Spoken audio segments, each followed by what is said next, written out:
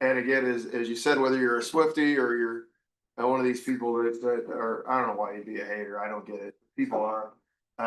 Hope you come, and that'll be a cool event. Well, as always, we have our pizza, our soda, and our lineup. But tonight we're going to talk about um, really the changes in college athletics that have taken place in recent years.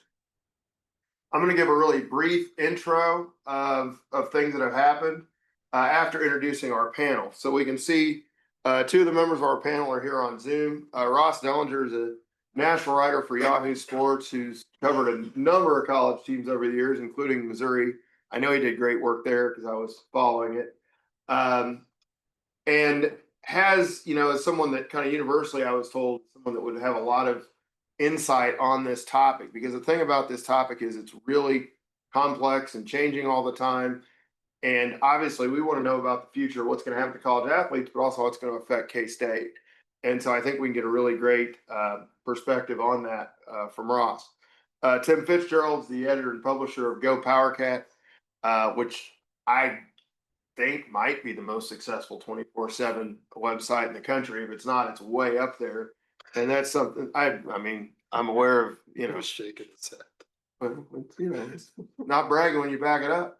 And that's one of those things that's grown through the years, and Tim has transitioned from the print world to more interactive media, and just a continuing evolving thing. And again, as expert on K-State and what's happening there as anybody in the country. If you haven't, I know some people are kind of tuned out right now because the season's not going as well as it could, but the audio and video content, the thing, I've been listening to a lot of it myself, and it's really compelling stuff. So if you aren't suffering enough with, you want to hear other people upset about how things are going with the team, it's a lot of free stuff on the podcast and stuff. The things with Elijah Lee and Big B and some of those guys was really great this week. So they're doing great work. And then Andrew Maness, gosh, I could talk about Andrew a lot. He's a co-author of mine, but founded a blog, NASCARnomics, a few years ago that started doing research and getting people's interest, and that evolved eventually into Rho AI that he founded with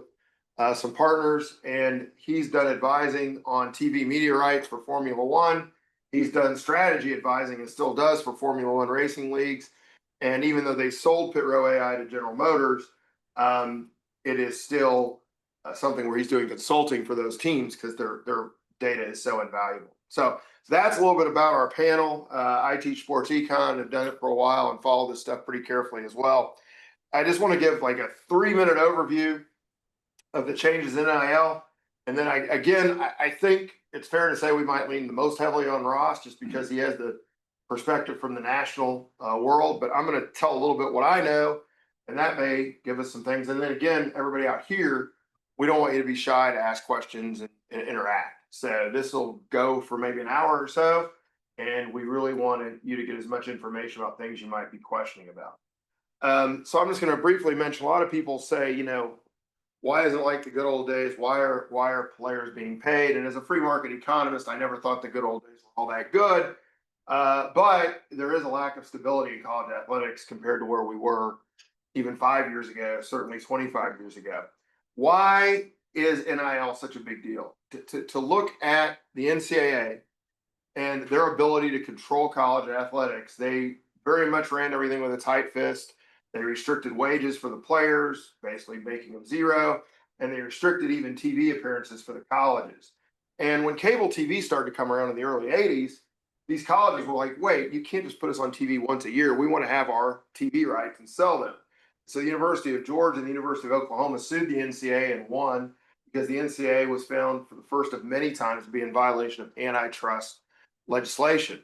And basically, again, they are controlling a market in a way that the FTC and Sherman Antitrust Act suggests they cannot do. And so they lost the ability to control TV rights in 1984, but still were able to restrict payments to student athletes to basically a scholarship, room and board. There was a lot of pressure about, hey, these folks are generating all this revenue for these schools. They're not seeing any of it. The NCAA backed off a little bit in 2015. They started paying what was formerly called laundry money, or the full cost of attendance to players.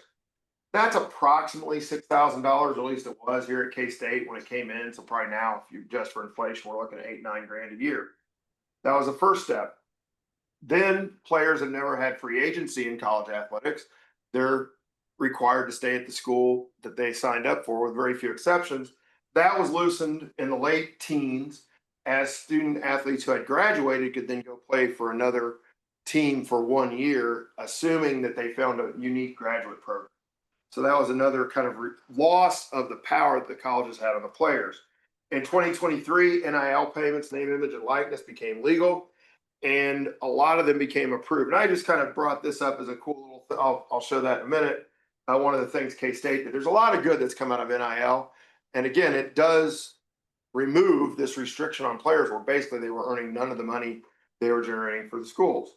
What's happened in 2025? There was this idea that every school would, and they are allowed to pay and kind of expected to be competitive in big time Power Four athletics, about 20 to 21 million dollars to the players. That's NIL money that is governed and goes through the school. So now the school can pay the players a certain amount. The idea behind that, at least when Gene Taylor, the athletic director, spoke to my class, was that was going to be basically it. And then above and beyond that, real NIL, like Livy Dunn, advertising for Fiore, who would be successful whether she was a gymnast at LSU or not. Maybe they can get a little more NIL money on top of that, but it's going to be very difficult to get through a clearinghouse. A lot of legal challenges suggest that the clearinghouse is not going to, it's still up in the air, but they may allow a lot more of these deals than people thought, which still keeps payments to players at certain schools kind of unencumbered. And then there's another, I said I'd do 15 minutes, I went way longer. There's the SCORE Act that is legislation to basically put the NCAA back in power, to eliminate the ability for these players to sue for antitrust. The SEC as a conference Missouri emailed me and said, we're for this. Cody Campbell, who's the biggest booster at Texas Tech, who's been trying to do some things with NIL as well, claims he's against it. So it's a great unknown. So I don't know if I clarified things or made it more confusing, but that is the situation. I do want to show this. Some of you are probably aware of this. One of the cooler things of NIL, if I can get it to show up, is the beef thing that the K-State offensive line did, where they were giving money to people in need for, to help fight food insecurity. And there's a lot of these examples of, I don't really mind players getting NIL money anyway, but a lot of them are for charity and for good, at least a fair number of them. The only other thing I would say here is we always talk a little bit about the future of conferences, and it's worth keeping an eye on that these conference TV deals in the Big Ten and the Big 12 end in 2030, and it looks like there's an out clause for some of these ACC schools around 2030 as well. And the SEC recently, they'd always had a deal through 2034, but they're clearly in agreement with ESPN on that because they're adding a 9th conference game, which will come with more money. So the SEC's TV deal is a little bit more locked up than the other conferences. But as we've seen, Tim has been doing this, Andrew's been doing this with me for almost a decade. When it gets close to a TV deal coming up, 2 or 3 years out, you start to see rumblings about where teams are going to go. So with that, I'm just going to turn it over to Ross to introduce himself. And I probably given him, I don't know, I talk too much. So Ross, what can you add? And then we'll get questions and we'll just talk. Yeah, well, it's not an easy subject, as you said, and I thought you did a pretty good job. It was good laying it all out there about how we've sort of gotten to this point in college athletics when it comes to the compensation debate. It's an interesting time in the industry. Perhaps the most stressed, financially sort of stressed time in the history of college athletics, as schools work to change the way they operate, because now they are, paying players directly, which they've never done before, and have this sort of $20 million, as you showed there, hole in their budget that they need to find. Some of them it's easy to find, others not so much. So everybody's sort of after generating as much revenue as they can. But while all that's going on, as you mentioned, um, there is this fight over exactly number one, how much uh, the clearinghouse clears when it comes to these outside NIL deals, and how legally defensible some of this is. And then two, as you mentioned, the congressional stuff, um, when or if Congress will get involved to sort of protect the NCAA from legal challenges that could come with a lot of different areas, namely when you're talking about the compensation debate, this clearinghouse.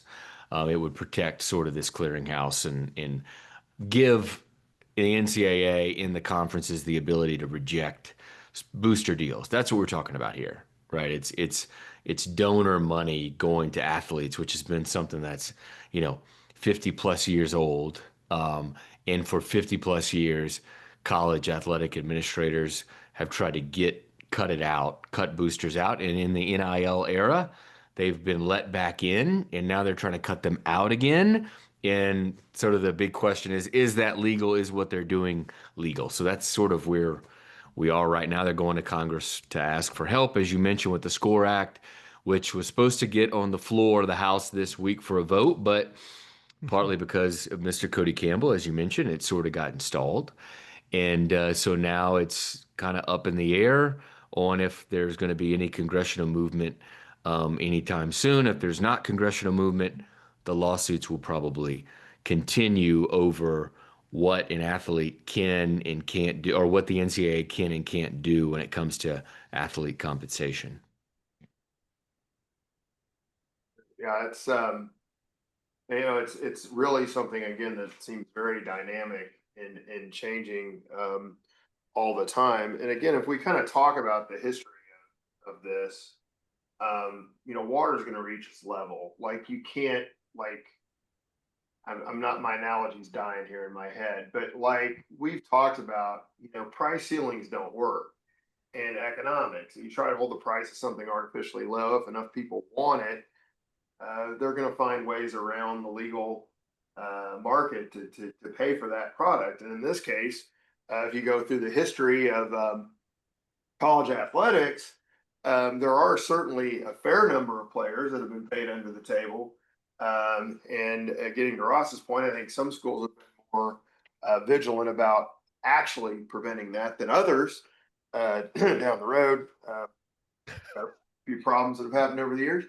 And yeah, so, and then the question is, what has the NCAA done to enforce this when players are paid? Again, I always kind of fault to saying illegally. There's nothing illegal about paying players, there never was.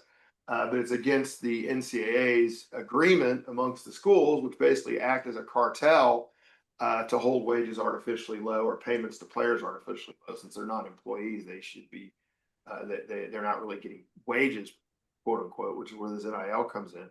And so again, it's just a matter of, I still remember when Athletic Director Taylor spoke to our class last fall, and he was pretty excited about this House settlement and the idea that, okay, we're going to have a hard time, but we're going to come up with this $20 million and then that's going to be it. And I kind of even asked, I said, this is still an antitrust violation.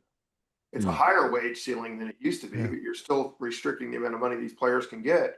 And so I do think my non-legal expert opinion is they do need an act of Congress to stabilize this if it's going to happen. So I don't know if Tim or Andrew want to jump in with anything here. Again, it's such an open-ended thing, but maybe Tim could give some perspective on if he's hearing kind of how the general people at K-State feel about the future of this, whether it's a positive for us. It puts schools like K-State in an interesting position because you're trying to compete, and K-State's done a remarkably good job of competing, despite having one of the smaller budgets in what's now the Power Four. So the 21.5 million or whatever it is was attainable. They got there, and now the extra. Now that the NIL, you can't regulate NIL the way this settlement did. I mean, how do you judge what a car dealership endorsement in the middle of Kansas compares to Los Angeles? And if Los Angeles is truly 20 times the worth, how does a school in the middle of the Midwest ever compete with that, trying to get NIL deals? So um, I think what they're doing is what they're attempted to do just doesn't work legally or within the actual marketplace. But it does still emphasize schools such as Kansas State trying to keep up. And it comes about all about money and keeping up. That's not going to be Kansas State's strength. And I think a lot of schools, K-State included, particularly more rural schools, Iowa State might be in there, Oklahoma State to maybe a lesser degree, but are going to come to a point if there is a super league, do we want to compete in that? Yeah, the money's going to be greater, but we're going to be the poverty of that level. And will we ever be able to compete? Or do we want to stay where we are in kind of the third thing in between the FCS and FBS and maybe kick the crap out of everyone, kind of like North Dakota State? North Dakota State's probably never going to move up a level because why? They own that level along with the other schools up there in the Dakotas. So it's going to be an interesting topic for a lot of schools. But I know this, there's schools in the Big Ten and SEC that might face the same circumstance. Can we afford this? And do we want to afford this? Because we've seen the stories like Nebraska where they went chasing the buck and they left their recruiting ways behind, their recruiting spots behind, and now they're fighting to get back to somewhere near where they were, which is a distance away. So there's a lot of things moving here that that need to be resolved. And Dan, I always say this: if you're waiting on Congress to solve your problems, you're probably screwed. Yes. And that's exactly what's going on. I mean, not only is Congress slow moving and ineffective, they have ADD. You know, something came up. Oh, look at that, and they're just gone off to another topic. So it's going to be a while. They need some guidance. But what I don't like what Congress is doing is it's either all for the schools or all for the players. You know, there's got to be a middle ground that find here that lets schools be solvent, doesn't turn college athletics into semi-pro, which is where we're at basically, but it's going to get worse, and kind of preserve some of that college feel if it's possible. Yeah. Yeah. And again, I'm not completely informed on this Cody Campbell, but it does seem like he's the booster at Texas Tech that you see him on these TV ads about trying to save college sports. And again, I'll just say this is a pet peeve of mine. Every time you hear somebody say they want to save college sports, they're like, what about the poor Olympic sport people? What about the women's golfers? We're going to make sure we take care of them this time.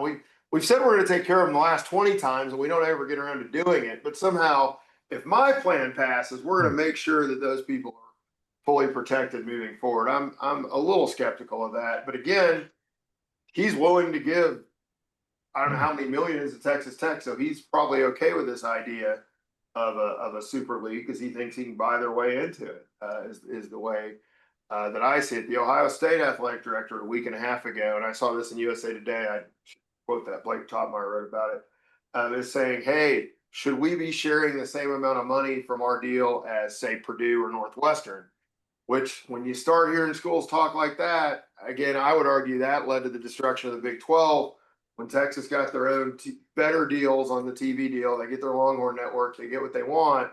When the conferences stop being equal, and we see it in the ACC now, it gets to be a problem. Ross, maybe you can add to that. Well, yeah, that's kind of the next thing that's going to happen, and really, it's already happened, as you mentioned. The ACC, they kind of opened the door for uneven revenue distribution, and once that door sort of opened, like they opened it, because no league really opened it like they have, where 60% of the TV money is set aside into a bucket to be split unevenly based on TV viewership numbers and performance. And the fact that they did that, as you mentioned, Ohio State's president, which I met with him last November, and actually he told me some of the same things.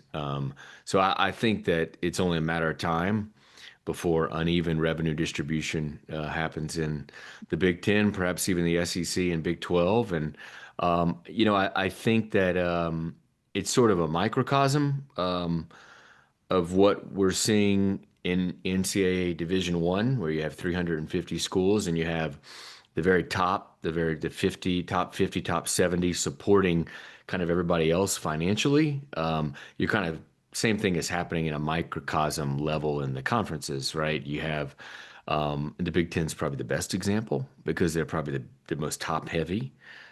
Is you have Michigan and Ohio State, USC, maybe Penn State. Those four are probably,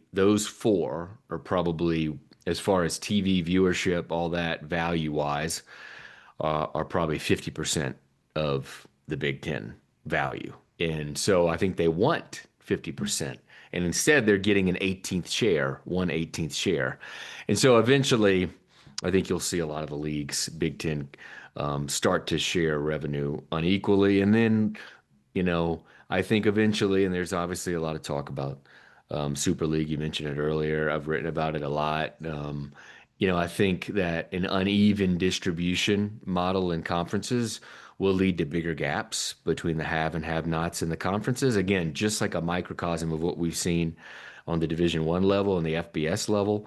And then you will see, whether it's 5 years, 8 years, 10 years, the gaps get so wide, it's why are we competing with you anymore? Yeah. Yeah. And again, I would argue, and I don't know how you get around this, but there's a reason the NFL has maintained so much success relative to Major League Baseball because their revenue sharing is equal.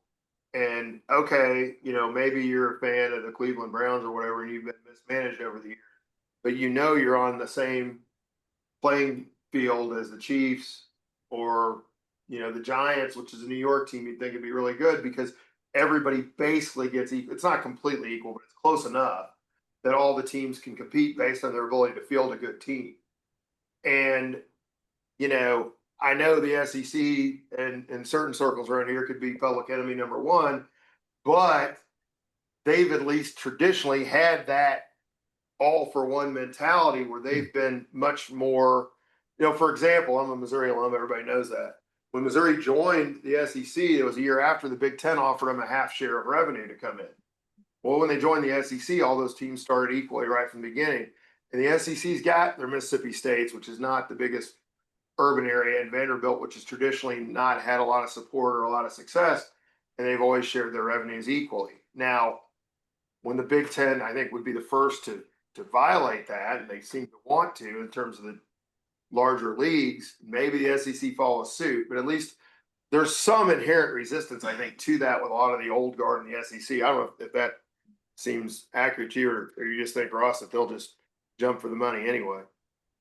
Yeah, there is like the SEC probably strikes me as like the last of the conferences to do the uneven distribution. But again, when the ACC does it and the Big Ten will probably follow, it won't be far behind that the Alabamas and Georgias and Texas will sort of knock at the commissioner's door and want more and probably under threat of potentially leaving. And you ask, like, well, where would they go? If they would leave the SEC, what's better than the SEC, right? But there's something better out there, and that is the Super League, right? That is the private equity type Super League that would take 20, 30, 40, however, 50 many schools, consolidate their media rights, be able to probably get 2 to 3 times the value of current media rights, and play sort of like the NFL does with a consolidated schedule, sort of universal schedule, football schedule that pairs the bigger games you see, like the season opener, Texas, Ohio State, happening every week. That's sort of the idea, and why the value would be increased. So I think we'll probably get there down the line. Eventually, that's the way it's going. Economists, say that that's just sort of the consolidation of big brands sort of happens naturally, and I think we're just seeing that, and really started since, as you showed on that slide, 1984, when the Supreme Court, decided to take away the NCAA's control of TV rights and allow conferences to individually negotiate their rights. One of the justices that sat on that decision kind of predicted what we're seeing happening today. It took 40 years, but it's here where leagues, because of the membership and the brands of their membership, have earned much bigger deals than others, and the gaps sort of continue to grow there. So, and what's funny is Cody Campbell. Obviously, you mentioned him, Texas Tech booster, Texas billionaire. He's trying to get the Sports Broadcasting Act changed so that rights of the FBS schools, all 130 or so, can be consolidated again, almost like going back in time to what the Supreme Court overturned 40 years ago.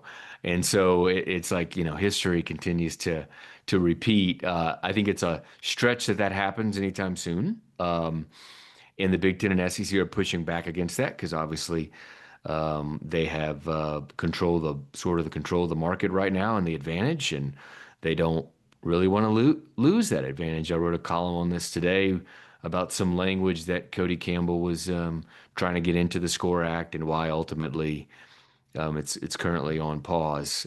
So it's an interesting situation right now with that. Any questions from the audience? I know we're talking about a lot of stuff. Andrew's done a lot of research on the television footprint of these different schools, and he and I have worked together on this. And yeah, I don't know if you have any thoughts about like how much more valuable. Yeah. We determined, not a surprise, that Texas had the most valuable presence in college athletics in terms of marginal impact on television ratings, holding everything else constant, opponents, time of game, whether it's conference game, et cetera. I don't. Yeah. So, Well, and that's, I'll be speaking a lot about that tomorrow in our sports econ class, but I think where, Tim mentioned some of the anxiety around you try to be in, some sort of super league or you beat up on the smaller opponents. And what we'll talk about tomorrow is K-State's kind of in that middle, we're kind of in that gray area. Like it's a very real thing. They're probably the 30th to 35th most valuable at the margins in terms of viewership. And so I think that's why there's anxiety. That's why there's, Tim's had these conversations throughout this week about, the football program not performing where it ought to be. 10 years ago, 1 and 3 we'd be upset about it, but we wouldn't view it as something that could impact where we're going to be at in 20 years from now. And now with I think it's the Big Ten has rights expiring 4 years from now. I think is it 2029 or 2030? The Big Well, actually, there's a little confusion about the Big Ten rights. So the Big Ten has rights with Fox through 2036, actually.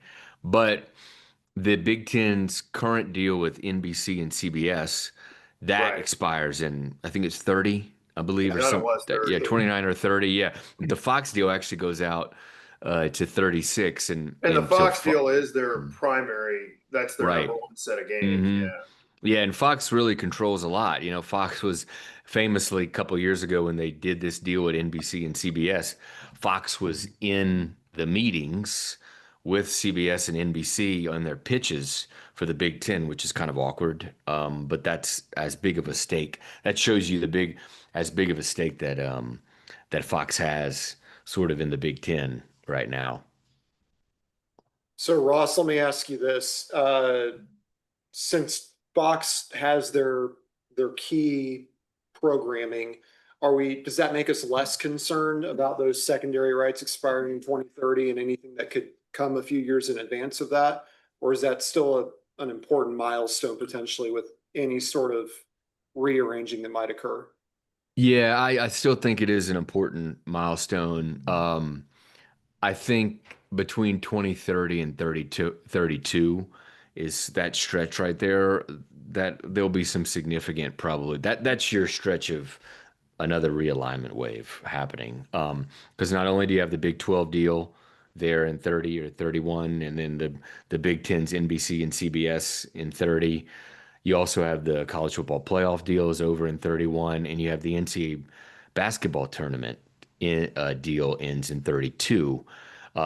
So those are all sort of really important contract end dates that could open the door for a lot of changes to the playoff, the college football playoff, to the NCAA basketball tournament, how it looks, and certainly to how conferences are sort of arranged. And though the SEC's deal is out till 34 and the ACC's is out to 36, obviously we know that the lawsuit from Clemson and Florida State resulted in an exit fee, right? A determined exit fee that is actually pretty low. When it hits 29 or 30, I think it drops below $100 million of an exit fee. So you got to think that that's the range that those schools will go ahead and take the leap and just pay the exit fee to get out if there's a place to go.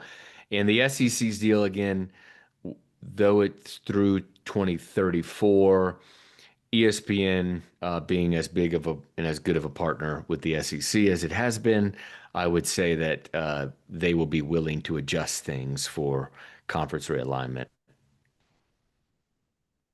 So I always felt like that the Big 12 was probably realistic and somewhat wise to have this TV deal go through 2031. And in the world of college athletics we live in now, it seems like we get about 4 or 5 years of stability followed by instability. So I guess I was thinking the timetable where you'd see ACC schools leave might be, when did you say, Ross, would be an expectation?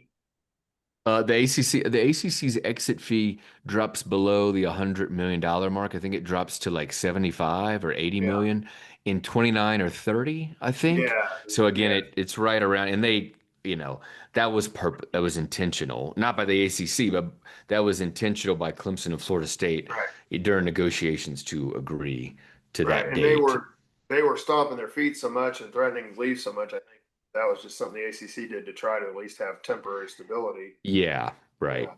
So I would say that you probably would know those schools. If they have a new home, you might know that as early as like 2028, which is, right down the road. And then the question Yeah. is, does that, and I'll open this up for anybody, does that trigger another wave of realignment where Big 12 teams are either able to strengthen by getting teams, maybe the ACC goes out of business, or is it more a situation where there may be, a movement toward, I don't know how much larger these leagues can get, but they always seem to find a way.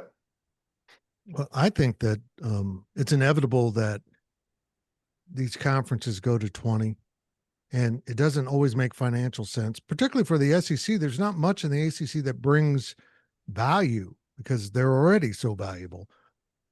But I think if they could get Virginia, North Carolina, they would do that. I think there's some great academic fits for the Big Ten because they're still, on board with that.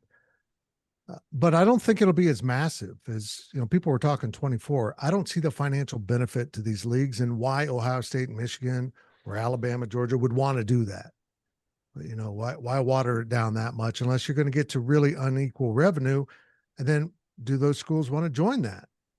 So I do think if the ACC loses some key schools that there will be a consolidation of some into the Big 12. I think the ACC will survive in some form. But I don't think we're ever going to see these massive 24, 30 team independent leagues. We'll end up with the Super League long before that. Because let's be honest, at some point, the Big Ten is going to turn, some of these schools are going to look at Purdue and other schools and go, what are you doing here? What value are you bringing here? And that's just inevitable because it's all driven by, for lack of a better word, greed. Everyone wants that one more buck to get that advantage. And, you made that comparison with the NFL contract and Major League Baseball contract. And while college is much closer to Major League Baseball in the fact that, radio rights for Kansas State are minimal compared to Nebraska, where it's an entire state religion, which is incredible. But the difference is there's all 1-year contracts. So if you get yourself a Bobby Witt, you're going to get him for 1 year, and then he's going to be at Georgia, You know, I mean, that's just how the market will drive it. You'll never be able to have that year where everything aligns. You've got enough experience, you retain enough of your roster to compete at that level if it gets really inequitable in the game. And yeah, I think a lot of schools are headed towards some big decisions. And, you know, once again, people are talking 48 schools. And I come to this again, that means there's going to be a lot of schools that the most wealthy schools, the ones with the biggest brands that draw the most viewers, are going to ask, why are you here? You're not bringing much to the table. So it's going to get ugly. I think it really will. And Ross brought up private equity. I I can see that for conferences, but folks, I can see that for schools, that a school's going to sell their athletic department, lease it to a private equity firm to run it. And then we're into a whole hellhole, if you ask me. That's a mess. Well, and unless I'm misinterpreting, that's something that when all this stuff started, I talked with Kyle Ross, he teaches the sports class as well. And, it did become a discussion point that eventually the Kansas State Athletic Department might be the Central Kansas Wildcats that pay the university for the images and all that. And there may be more of an optional relationship between the players on the team and the college itself. So and again, as distasteful as a lot of people find the things that have happened with the money in college sports recently, it hasn't driven people off to the point, ratings are good. People are still interested. They're still watching that. And I know people that it's already, I know some donors here that are not nearly as active as they used to be because they don't like what's happening in college sports. But at the same time, I think that would be a whole other thing that'd be tough for people to take. I guess my advice would be, if you're Kansas State, if you're one of the students in the room, could you go become a billionaire? Just do a little ranching, a little oil and gas. Everyone needs their Cody Campbell, or you're not going to be able to keep up. And honestly, being an ag and engineering school for the most part, outside of the mostly, oil areas, there's some in Kansas, but yeah, it's a disadvantage. It just is. And if you do that, come on up, Logan. If you can do that, if you don't mind, do you mind asking your question on the thing? If you can do that and give a sliver to the econ department first, it doesn't have to be much. Kuester needs to keep his job long term. The future of everything, including higher ed, you just never know. But we're gonna put Logan on camera here to ask. Okay. Hi, I'm Logan. I was just going to go back to the stability of the teams and if there had been any talks about bringing back transfer limitations to kind of help with that. Well, yeah, there's plenty talks about that. There's the problem with that, obviously, is the legal issues around restricting athlete movement. So they just actually yesterday, right, the NCAA committee approved the elimination of the spring football transfer portal, and they'll have just one portal now. Probably in January, they're still trying to debate. The proposal was a 10-day January portal. Not surprisingly, they got pushback from football players on that being too short of a window. So I would think that it's going to be a bigger window. It'll probably still be in January, but it will also trigger lawsuits. It's going to trigger legal issues, and that's why the NCAA is trying to get Congress's help for things like that, to try to get some kind of rules and sort of regulations around not just the portal and when the portal would be, but how many times an athlete can transfer. Right now it's the rule is one time. You can play immediately one time, but after that you have to sit out a year. But obviously, plenty of players are transferring pretty freely now because of legal issues, lawsuits, waivers, stuff like that. So it's really the legal impediments. And some people wouldn't call them legal impediments. They would call them the free market working, that what the NCAA is doing is illegal and players should be able to transfer whenever they want. Honestly, there's one of two things can happen when it comes to limiting movement, most people would say. One would be Congress, as I mentioned. The other would be collective bargaining. Thank you. I think collective bargaining, that's the thing athletic departments are absolutely resisting, but I think they would find it would help them. Yeah. That at the end of the day, it'll offer some kind of framework. And let's not be fooled here. This entire issue has been the NCAA, and they're just ignoring problems for years and years and not addressing them and easing it in any way. Have a plan. And even after the courts ruled against them, they just went in the corner, sat and pouted, and it's just spun out of control. I still don't understand what the NCAA is doing. Poor Wofford got nailed today for $200 total. I don't know what it was. It was just ridiculous. But that's how they've operated. Everyone gets to cheat except the little guy, and any rule they hammer him on to make a point. But I think the NCAA is a big part of this issue, and they just have not handled this well. And ignoring a problem never has made it go away, and that's what they've done. But I think you need to get to collective bargaining so that the players as a whole have some representation. I think the NCAA with that needs to demand licensing, approval of agents, because now we have people running around saying they're an agent, but they're hustlers that just want to talk a kid into the portal to make a buck. And, you're not supposed to be recruiting someone else's student athletes that are on the roster right now, but it's going on through these independent agents that really have no rules or restrictions on how they can operate, and also are great deceivers in many cases. And that's causing a lot of chaos. Is kids jump into the portal because this guy told me I'm going to get X amount of dollars, and then they don't even come close to that. And so we've seen that happen to some prominent players that they made a decision to leave, and then it hasn't worked. And I just can't agree more. And everyone's scared of collective bargaining and employee status if it comes to that. But it's the stability it would provide is it would do a lot. Because all this uncertainty doesn't help anybody at all. And I ran about the NCAA. Those of you in my sports econ class will hear plenty about that throughout the rest of the semester. Now they're somewhat powerless, so I don't have to rant as much. But I may get the quote wrong, but one of my favorites is Jerry Charkanian saying, North Carolina got caught cheating again, and so Cleveland State's going to get the death penalty. And that's the way the NCAA has traditionally done things. I won't mention the number of people that work for the NCAA from the university 90 miles east of here that used to and were corrupt as all get out, but they were, and it was. So that's my little sidebar. We have a hand up. Please speak up or put some in the chat.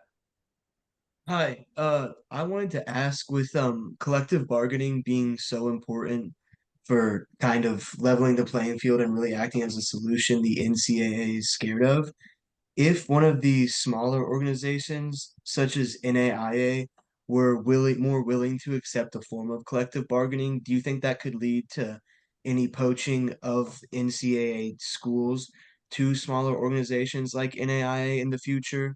Or is the NCAA just too big of a conglomerate for that to happen, even if they offered that?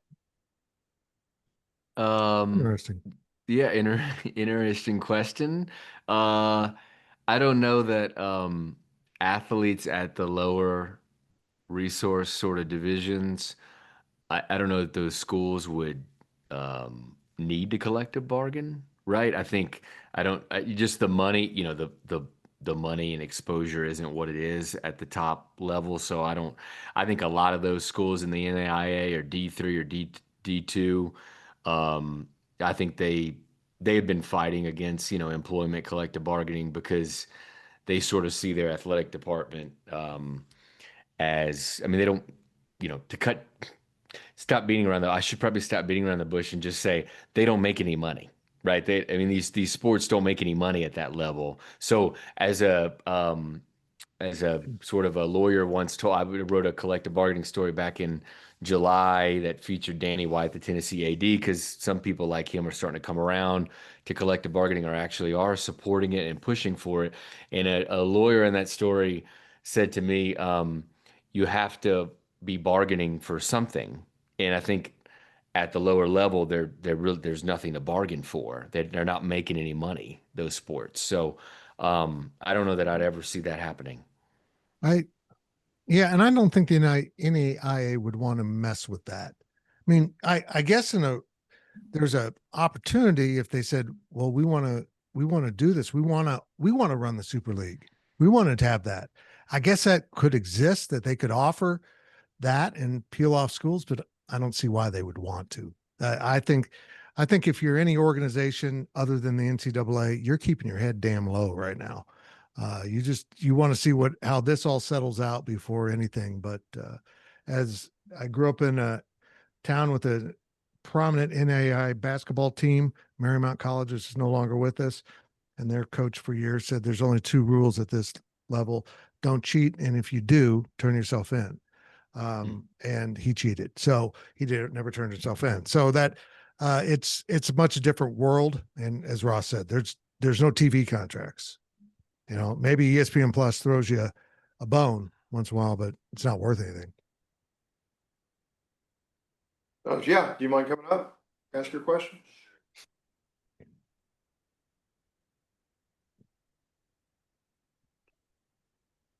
This will make the Zoom much better than we have everyone interacting.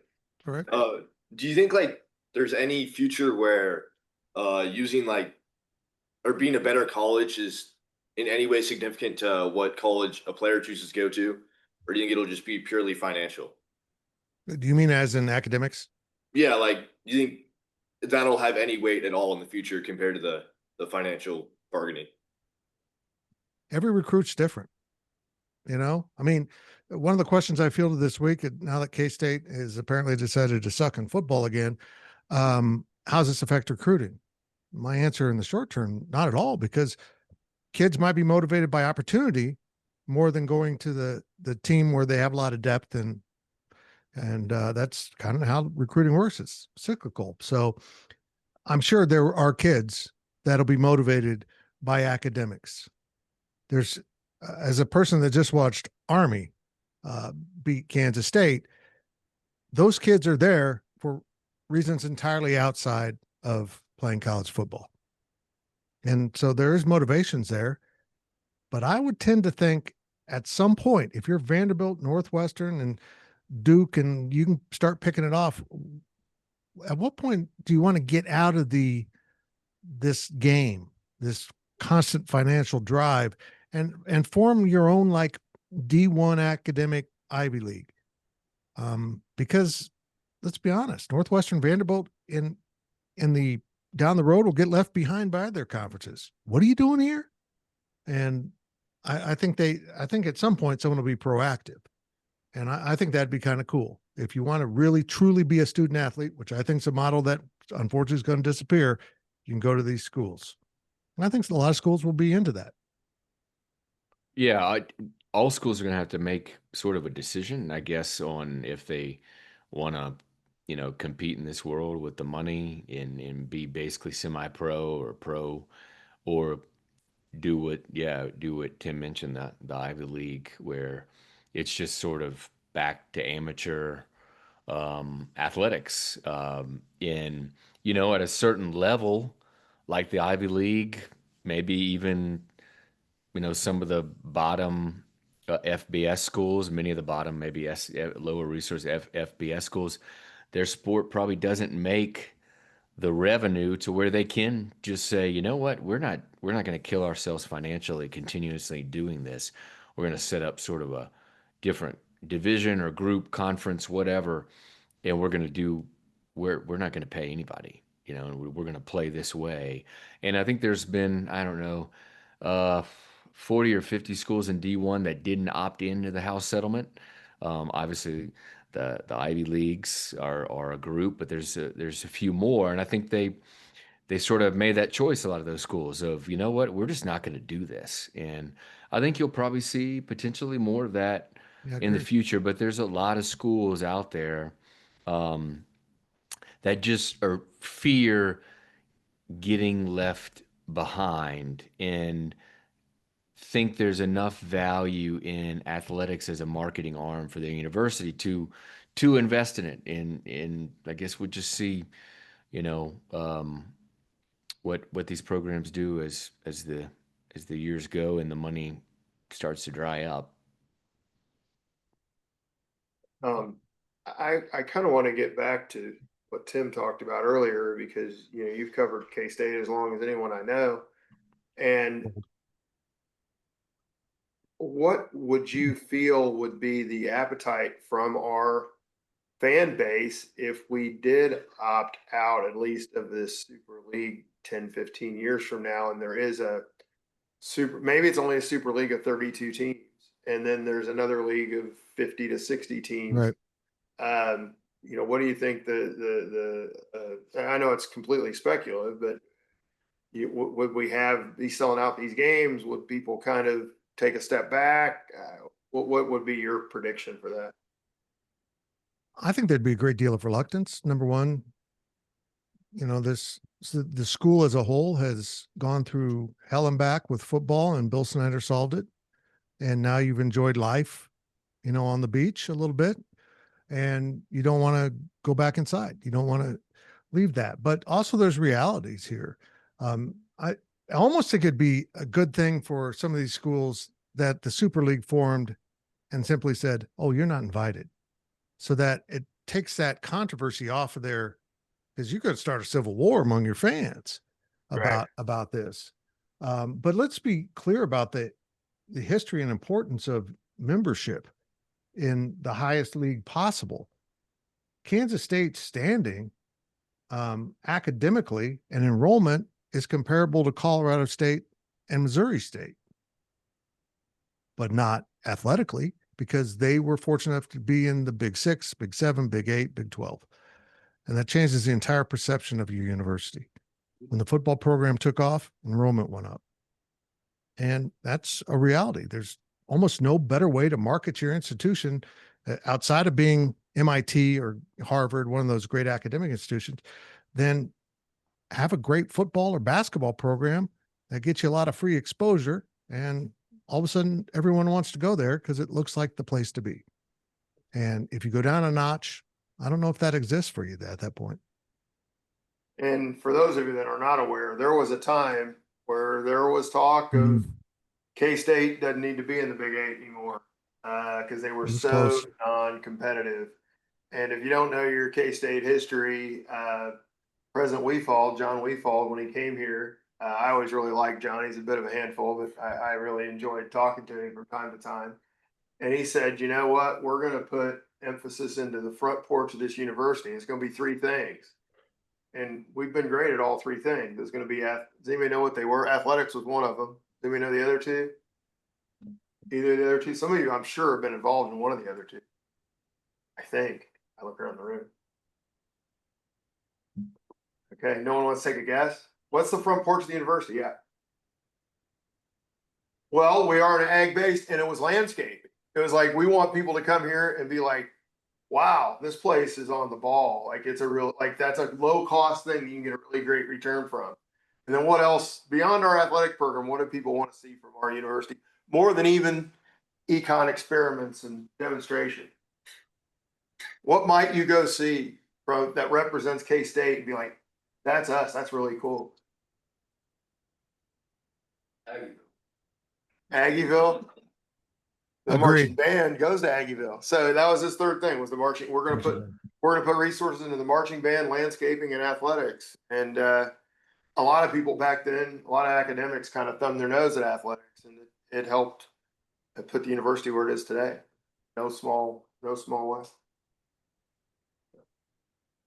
Well, do we have any other questions? I mean, we're having a great conversation. It's been an hour almost, so we'd love to hear from you all, but I don't want to beat a dead horse or anything. We don't have other questions or comments. Hey, Dan, can I say something real quick? Please. Ross, I appreciate you a lot. As an old newspaper guy who saw the iceberg dead ahead about 30 years ago, and got into this, and now this is my life. I don't write very much. You are an outstanding journalist and writer, and we are short of really quality sports journalists. So I thank you for that. I appreciate that. Thank you for saying that. I try to keep up the even though we're all digital now. I try Oh, to it's crazy. still write like a newspaper writer, and I try to think that way and report that way. But it gets harder in the social media age, as you know. I'm tired. I've had to learn to write headlines that don't Mm. tell you what's in the story. Yeah. It just doesn't work Yeah. with my brain, but Yeah. I'm getting there. Yeah. Mhm. No, I'd echo that. We've been really fortunate that Ross could join us and to have that level of expertise. Jacob, did you have something you were saying? No, I was just gonna, I was interested, you kind of took my question, because once we get to the Super League, what K-State would do if they stuck with if they stuck with Big 12, well, Right. if Big 12 moved, they would stick with that or not. My guess would be if there is a super league that there will be well, again, Texas Tech's gonna be well positioned. There would be Big 12 schools in it. It's just a question of how many. Yeah, right. Right. And again, what if KU gets in? Like, Yeah. then it becomes unacceptable to not, I think, in a large sense. So it's not just about, it is about your surroundings, right? And who you're competing with. So it's yeah.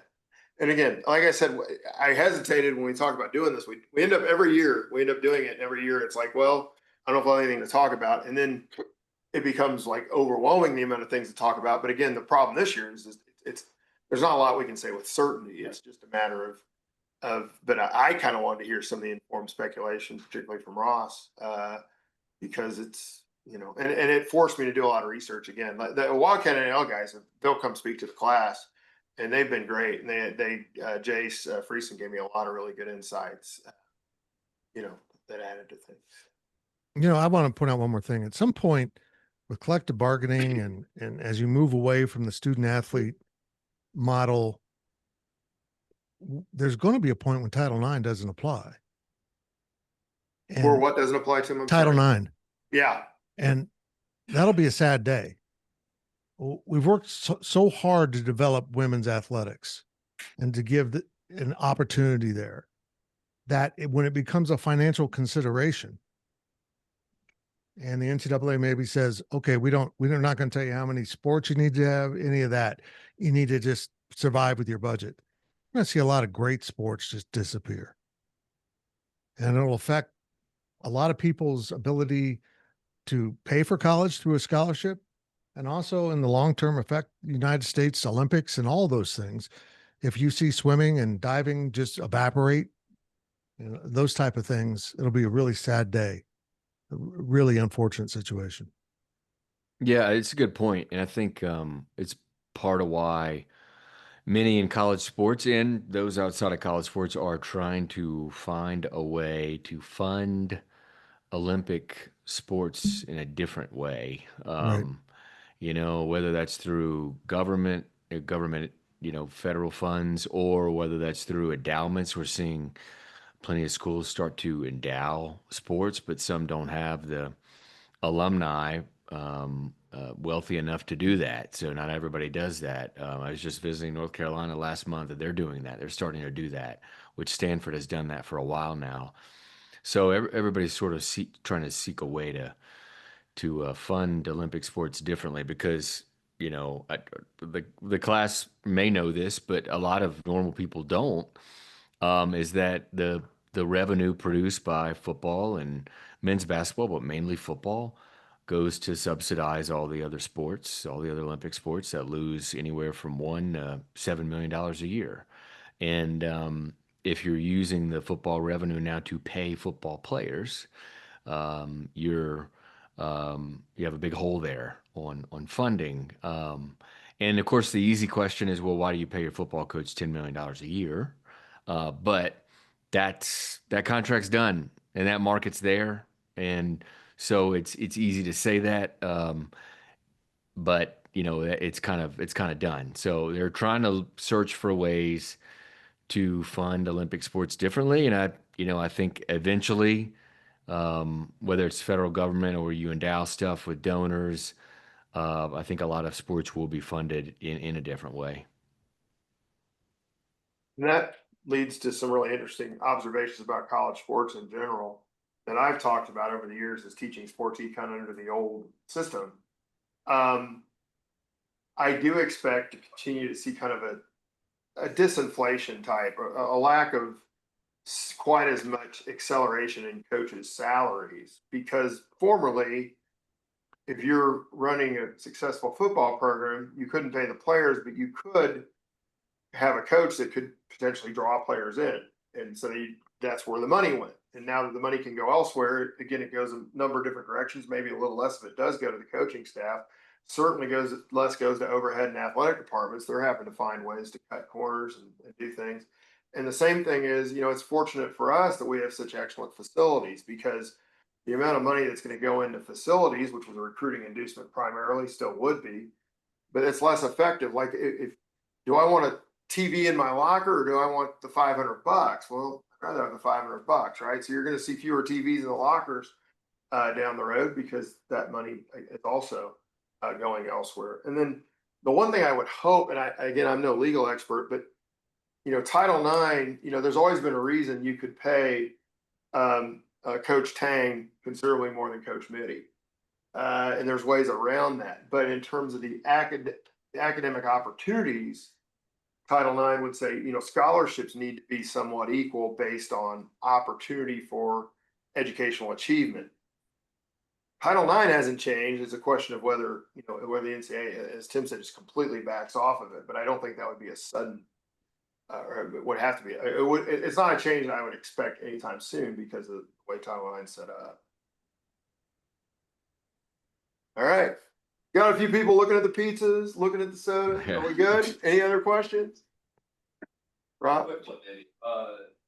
Would you expect that coaches often like NFL players can see like they take pay cuts for the benefit of the betterment of their team, right? So would you expect that coaches maybe would cut some money salary?